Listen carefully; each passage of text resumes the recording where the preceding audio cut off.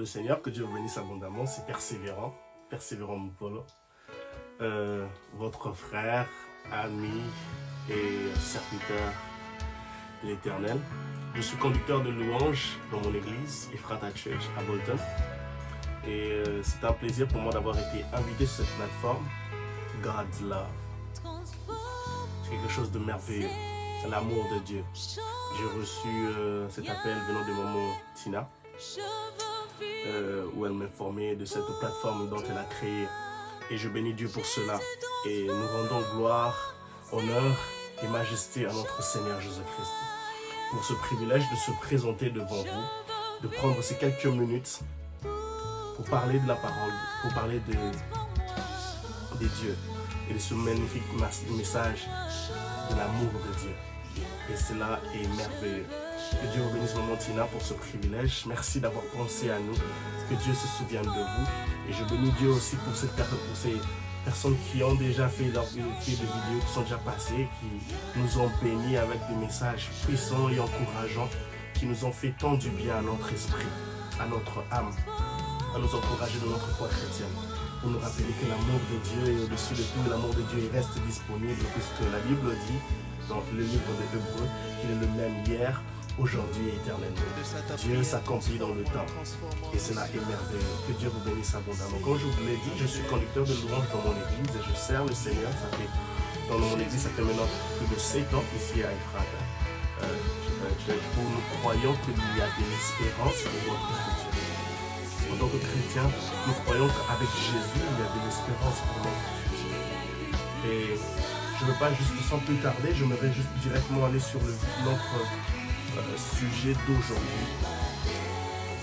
C'est par rapport à ce magnifique message de l'amour de Dieu. Ce magnifique message de l'amour de Dieu. Vous savez, aujourd'hui, dans le monde actuel, nous vivons dans un monde où le nombre de personnes qui ne croient pas à Dieu continue aussi à augmenter. De la même façon, c'est que les personnes aussi qui commencent à croire à Dieu, qui donnent leur vie à Jésus, augmentent aussi. Et nous avons passé cette crise de pandémie où les personnes même que nous connaissions qui étaient les athées et qui ont décidé de tourner leur regard vers Dieu, puisque pendant cette pandémie, personne n'avait la solution. C'était que la grâce, c'est la grâce, c'est la grâce, c'est la faveur de Dieu qui pouvait faire sortir quelqu'un des soins intensifs. Ce n'était pas le fait que vous avez beaucoup d'argent dans votre compte bancaire, ce n'était pas à cause de cela, mais c'était que la grâce de Dieu. Et je bénis Dieu pour cela. Et en ce jour, nous voulons parler de ce sujet de l'amour de Dieu. L'amour de Dieu. L'amour, c'est un terme ou c'est un sentiment qu'on manifeste vis-à-vis de quelque chose ou de quelqu'un. C'est quelque chose d'inconditionnel. C'est quelque chose de merveilleux. C'est quelque chose où on a cette intention de faire du bien derrière cela. Et Dieu, dans sa parole, il l'a montré, non seulement dans l'Ancien Testament, mais aussi dans le Nouveau Testament. Il l'a montré à Agar pendant qu'elle était dans le désert avec Ismaël. Il l'a montré à Abraham. Il l'a montré à Jacob. Il l'a montré à David. Il l'a montré à plusieurs de ses serviteurs combien il les aimait. Combien il les aimait. Et David était tellement reconnaissant à tel point qu'il pouvait dire dans des psaumes comme le psaume 103, mon âme loue l'Éternel. Mon âme loue l'Éternel. Et il y a un de ces passages dans le psaume 91, le verset 4, qui dit que Dieu dit, je le délivrerai puisqu'il m'aime. C'est-à-dire qu'il y a un amour réciproque entre Dieu et son peuple, entre Dieu et ses enfants. Et cet amour est juste merveilleux. Et nous bénissons le Seigneur pour cela. En tout cas, en ce jour, j'aimerais que nous puissions lire, nous baser sur le passage de Jean chapitre 3, le verset 16. Un passage que nous connaissons, pour la plupart de nous, nous connaissons cela par cœur, qui dit « Car Dieu a tant aimé le monde qu'il a donné son Fils unique, afin que quiconque croit en lui ne périsse point. » Ce passage est un passage clé qui montre l'amour de Dieu pour nous, c'est un amour inconditionnel, c'est une intention. Non pas seulement, c'était d'abord une intention, mais une intention qui est passée à l'action. Il a décidé de nous racheter en donnant son Fils unique afin que nous puissions être sauvés. Et il y a 3 points que j'aimerais que nous puissions recourir derrière cet amour-là. D'abord, son amour avait un objectif. Cet amour avait un objectif. Pourquoi? Parce qu'aujourd'hui, nous pouvons avoir des amours qui ont des intérêts. Une personne qui t'aime parce qu'il sait que tu peux l'aider financièrement. Une personne qui t'aime parce qu'il sait que tu vas l'amener quelque part. Tu vas le faire connecter à quelque part d'autre. Et après, une fois que la connexion est terminée, la personne se débarrasse de toi. La personne la personne n'a plus aucun intérêt à rester avec toi. Mais l'amour de Dieu est tellement intentionnel à tel point qu'elle s'accomplit sur le temps. L'objectif de Dieu était de nous sauver, de nous racheter. Et il y a 3 éléments clés que j'ai pu retenir dans ce passage de Jean 3,16. La première chose, c'est cette intention, cet acte rédempteur, quand je peux dire un acte rédempteur, puisque Dieu est notre rédempteur. C'est cet acte où Dieu décide de nous racheter. Dieu décide de passer à l'action avec une intention dans sa tête, puisque notre Dieu est intentionnel. Et à cause de son intentionnalité, il décide de dire que non, je vais décider de leur racheter. Dieu donne son Fils unique afin que nous puissions être sauvés.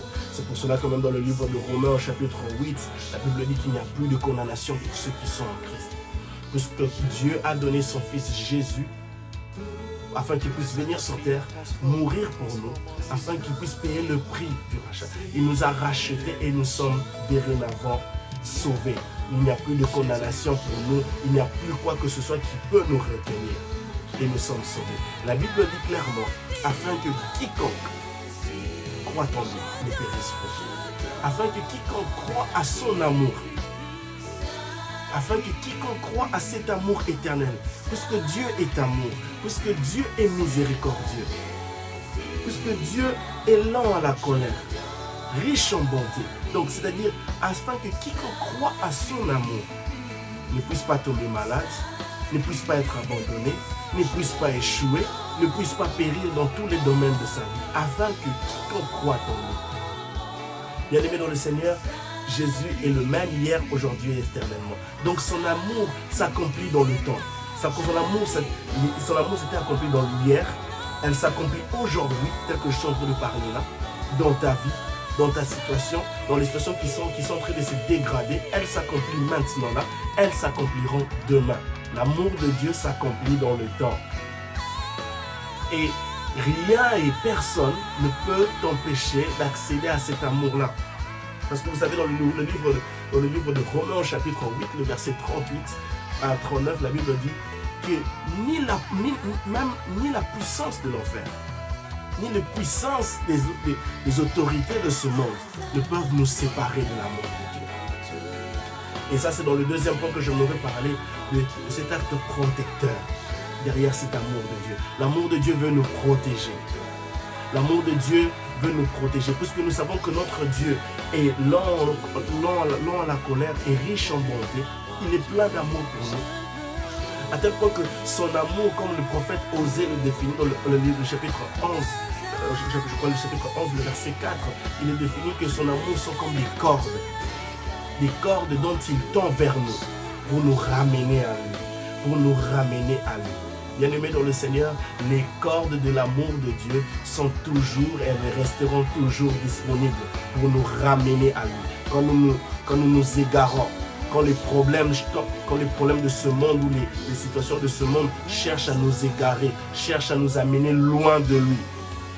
Quand la dépression cherche à nous pousser loin de sa présence, cherche à nous pousser loin des personnes dont on avait l'habitude d'aimer, Dieu, ses cordes d'amour sont disponibles pour nous ramener près de lui.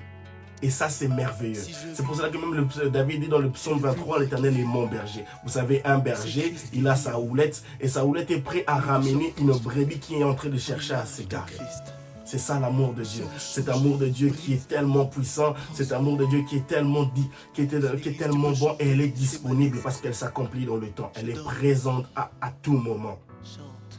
Et il y a ce passage de psaume 40, le verset 2, qui dit, David dit, j'étais dans la fosse de la destruction, mais tu m'as fait sortir de là. L'amour de Dieu est tellement intentionnel qu'à tel point que l'amour de Dieu peut nous voir quand nous sombrons, quand nous nous retrouvons dans des forces de destruction. Dont nous-mêmes nous sommes à cause peut-être des désirs de la chair, à cause de notre propre volonté, nous nous sommes retrouvés dans des forces de la destruction. Mais l'amour de Dieu est capable de nous faire sortir de là. L'amour de Dieu est capable de nous faire sortir de là. C'est pour cela que Jean chapitre 3, le verset 16 dit « Afin que quiconque croit en lui ». Une fois que tu crois en l'amour de Dieu, cet amour de Dieu, les paramètres de cet amour de Dieu, le paramètre de sauvetage, le paramètre de rédemption de cet amour de Dieu se mettent en place et viennent, elles tendent les cordages là où tu te retrouves, dans les forces de destruction, et elles te font sortir, elles te ramènent à la vie.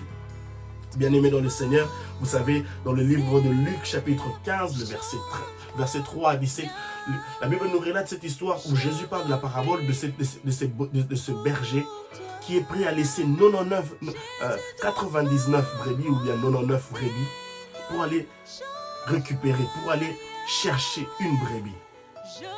Une seule brebis qui est égarée. Cela montre cet amour que notre Père qui est dans le ciel a pour nous. Dieu est capable de laisser 99 brebis, 99 personnes pour aller chercher cette seule et unique brebis. Parce qu'il sait que tu as de l'importance. Parce que Dieu sait que tu as de la valeur. Parce que Dieu sait que tu as de la valeur. Que personne ne te décourage. Que personne ne te rabaisse. Tu as de la valeur pour Dieu. C'est que tu as à faire pour ce jour. Crois seulement.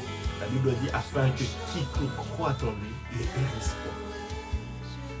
Tu périras une fois que tu ne crois plus en lui. Tu périras une fois que tu laisses les cordes de son amour. Pour te fier au monde, pour te fier à ce que le diable, à ce que le monde peut te donner. Mais toutes les fois que tu continueras à croire en lui, toutes les fois que tu placeras ta confiance en lui, ces cordes de son amour seront là pour te ramener, pour te faire sortir de la maladie, pour te faire sortir des liens, pour te faire sortir des problèmes, des blocages, de tout ce que tu peux endurer, et cela dans le nom de Jésus-Christ. La condition est, il n'y a qu'une seule condition, afin que quiconque croit en lui. Peut-être tu n'as jamais accepté Jésus-Christ comme Seigneur et Sauveur, comme Seigneur et Sauveur. Aujourd'hui est l'occasion pour toi, l'occasion est favorable pour toi de dire à Dieu, Jésus, entre dans ma vie. J'aimerais marcher avec toi, j'aimerais faire cette marche avec toi, afin que je ne puisse plus périr, afin que je ne puisse pas périr, afin que je ne puisse pas périr dans l'addiction, afin que je ne puisse pas périr dans la pornographie, afin que je ne puisse pas périr dans la masturbation, afin que je ne puisse pas périr dans toutes ces cages, dans toutes ces prisons dont je me retrouve, dans toutes ces batailles cachées. Vous savez, bien aimé dans le Seigneur, les gens sont en train de traverser des batailles cachées dont les personnes de l'extérieur ne peuvent voir. Mais puisque nous avons un Dieu qui est dans les cieux, un Dieu qui est tellement bon, une fois que nous faisons appel à lui, il tend ses cordes d'amour vers nous. Il tend ses cordes d'amour vers nous pour nous ramener à lui, pour nous restaurer, pour nous délivrer, pour nous changer, pour changer notre destinée. Et sur cette plateforme, je sais qu'il y aura d'autres personnes qui viendront parler de l'amour de Dieu, qui viendront nous bénir. Et le message clé sera l'amour de Dieu. En ce jour, mon message est que les cordes de l'amour de Dieu sont disponibles. Elles resteront disponibles puisque Dieu, lui, il s'accomplit dans le temps. Il est le même hier, aujourd'hui et éternellement. Et son amour n'expire pas. Son amour n'expirera jamais, alors jamais. Elle s'accomplira aujourd'hui et demain. Elle continuera à s'accomplir dans des générations en génération, puisqu'il est Dieu. Que Dieu vous bénisse abondamment, que Dieu vous fasse grâce. Et ma prière est que vous puissiez compter toujours sur son amour. Même quand vous êtes en train de passer des situations difficiles, dis à Dieu, Seigneur Jésus, je compte sur ton amour. Dis à ton âme. Vous savez, il est important pour nous de rappeler à notre âme, à nos âmes, à nos cœurs, à nos esprits, que Jésus nous aime. Vous savez, quand vous dites à une personne qui est dépressée, à une personne que Jésus t'aime, cette phrase « Jésus t'aime » a une puissance dont l'homme, dont l'être humain ne peut définir. Jésus m'aime. Mon âme, Jésus t'aime. Mon cœur, Jésus t'aime. Mon esprit, Jésus t'aime. Quand ton âme est abattue, dis à ton âme, Jésus t'aime. Quand ton cœur est abattu, rappelle à ton cœur, Jésus t'aime. Quand ton esprit est abattu, rappelle à ton esprit, Jésus t'aime. Et ce Jésus t'aime sera comme une force motrice qui produira de la lumière, qui produira de la joie, qui produira de la paix, qui produira de l'intelligence, qui produira tout ce qui te manque. Et c'est là dans le nom de Jésus. Elle sera cette force motrice dont le monde ne pourra jamais et alors jamais te donner. Jésus t'aime.